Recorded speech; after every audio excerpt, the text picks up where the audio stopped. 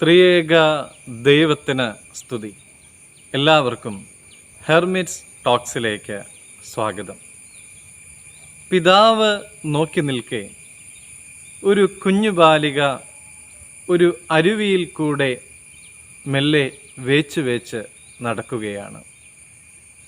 അവൾ ഒരു rubber boots ധരിച്ചിട്ടുണ്ട്.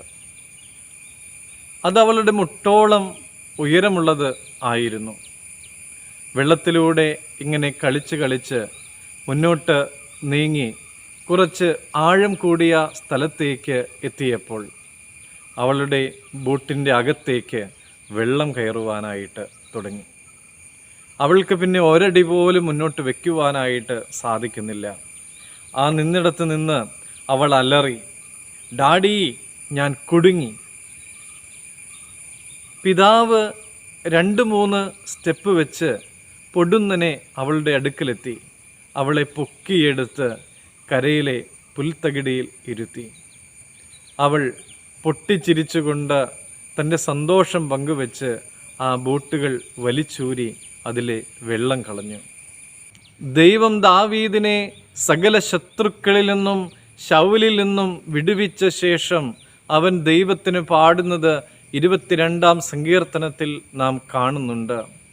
അവൻ ദൈവത്തെ തൻ്റെ പാറയായും കോട്ടയായും പരിചയായും ഗോപുരവുമായൊക്കെ പ്രകീർത്തിക്കുന്നത് നമുക്കവിടെ കാണാം. 4-ാമത്തെ വാക്യത്തിൽ ഇങ്ങനെ കാണുന്നുണ്ട്, "സ്തുത്യനായ എൻ്റെ ദൈവത്തെ ഞാൻ വിളിച്ചപേക്ഷിക്കും. എൻ്റെ സകല ശത്രുക്കളിൽ നിന്നും താൻ എന്നെ രക്ഷിക്കും. നിങ്ങൾ നരയ്ക്കുവോളം ഞാൻ നിങ്ങളെ ചുമക്കുമെന്ന് കൽപ്പിച്ച ദൈവം നൽകിയിട്ടുള്ളതായ സകല നന്മകൾക്കും നന്ദി പറയുവാനായിട്ട് നമുക്ക് സാധിക്കുന്നുണ്ടോ?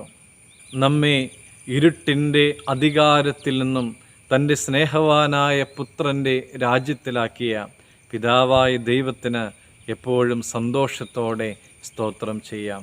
കൊലോസ്യർ 1:13. ദൈവം അനുഗ്രഹിക്കട്ടെ.